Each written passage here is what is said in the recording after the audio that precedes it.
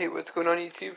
I just wanted to make a quick video just talking a bit about some of the areas that you should look for on a book whenever determining its condition.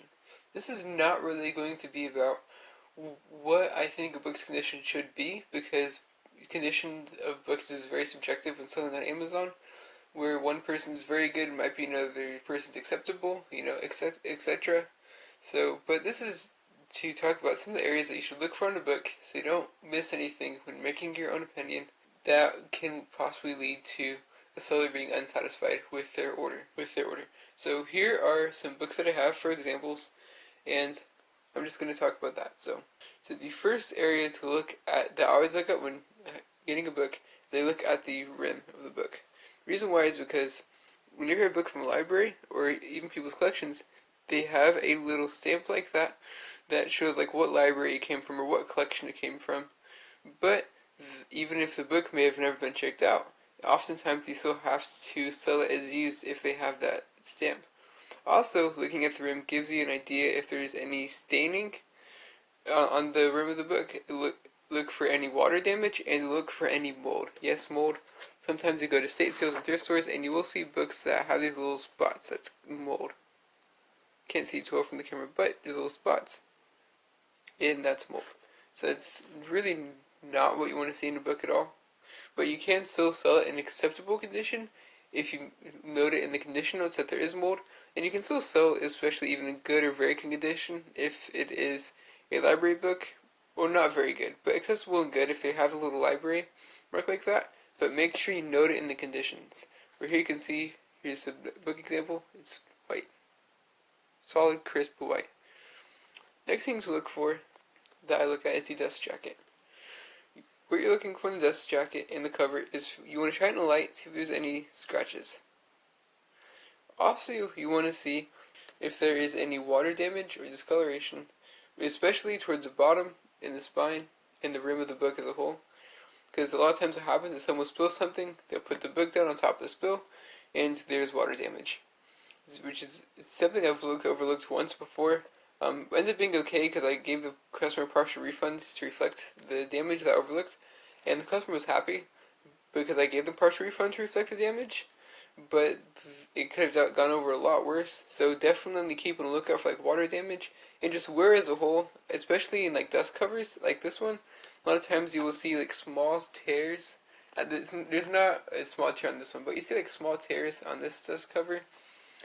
Dust cover is especially prone to this kind of stuff, so you see like small tears on dust covers, and just wear as a whole along this side part right here, just from taking the book in and out, or opening and closing it. So it's definitely another area to keep on the lookout for. The next very important thing to look for is the inside cover. Now what you're thinking, why the inside cover? The reason why is because this is where people tend to write their name or in personal notes, or like from the author. Like author signatures and stuff. A lot of times people write their name up here, and they have and a lot of times if there's a personal note in the book, it will be at the front of the book. But also check the back, because for some reason I've seen it there a couple reasons times too. But you can still sell a book with the personal note, but personally I would sell it on eBay just so people would know exactly what they're getting if there was a personal note. But you can't sell it as new because, to be honest, it's kind of awkward. Like you order a book, there's some super personalized note that's just kind of from the heart, which is not bad, but you're buying a book on Amazon, that's not exactly what you want to see. That's what you want to see if you're getting like a book from your friend or your grandma or something. So something very important to keep in mind. Also, sometimes you'll see signatures from an author, which is good and can be a plus, but if it's like to Gary or to Bob or to somebody, make sure you note that you can still potentially sell it as in like new condition, but that's something that you just want to note. Hey, this is like new, but it says to Gary. Or if the condition was good enough, you could even sell it as new, but make sure it's noted that there was a note from the author to, just like, to Gary, hope you like this book. Just note that so people will know what they're getting into, because you never know, someone might be ordering something on Amazon and they'll have a friend named Gary that's interested in the book. So that's definitely something to keep in mind. Another key area to look for in looking at condition is looking to see if there are any access codes. And here's a good example of that. This is one that you come across a good bit, Strengths Finder 2.0, right? There's two different covers. This one isn't ranked as highly. There's another one with like a guy on it that is ranked extremely highly in the 400s last time I checked. But the biggest downfall with finding those books and why you shouldn't pick it up all without looking at it first is because this has an access code which is often used. As a matter of fact, this is a book that I run into, relatively frequently, especially for books, because with books you don't tend to see the same book that often, honestly. But this is a book that I see relatively often. But every single time that I find this book, except for this one that I have in my hand, the access code is used. Is so they by the book is so they can use access code. But as you can see, whenever you try to click this, nothing opens, and there's nothing open. So if someone didn't get like a nail cutter and take it down the middle because you can't open it, and there's a little scissors mark. So. And keep in mind too, just because there's a scissors mark doesn't mean that somebody just nipped it off like really, really close to the line. So make sure you try to open it up, so that way, just to verify that it actually wasn't opened. But definitely something that's extremely important to keep in mind. You can still sell books without access codes, but make sure to note that the access code has been used, and oftentimes because people do buy books for the access code, the price drops significantly.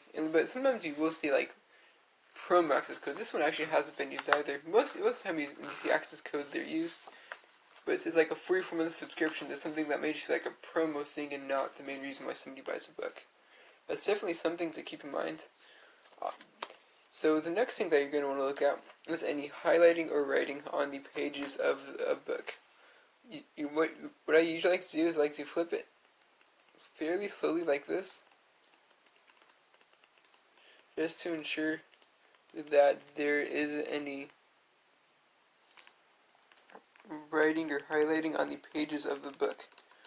Which is something that's extremely important to keep in mind, because you can still sell a book if it's super like light highlighting and like very good condition, or even like light, like just say, hey, this is a new book. There are a couple pages where there's someone wrote a light highlighter. Just make sure it's noted in the condition so people know what they're getting. But if there's like a couple small highlight lines, you can just say, hey, this is a new condition, except a couple small highlight lines, and just make it a fraction or less than a new price.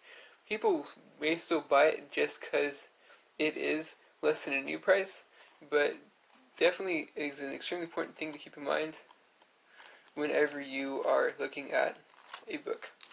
Also, a couple other notes. Look to see, a lot of times softcover books kind of bent out like this. Really not something you want to see, especially the corners. Softcover books are a lot worse about, having corners be bad like this. Just looking worn and bent out in general. You can see, just laying it down, it just kind of does like, it opens up like that. It doesn't stay fully closed. So, just laying it down. So, it's something that's extremely important to keep in mind whenever you're assessing the condition of a book, which is one of the reasons why hardcover books are better, because they just don't do that. But yeah, so those are the areas that I really focus on.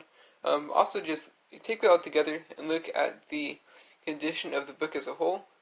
So, I hope you'll like this. Please like, subscribe, and comment, and please let me know if y'all found this content to be helpful at all. Thank you. Have a good day.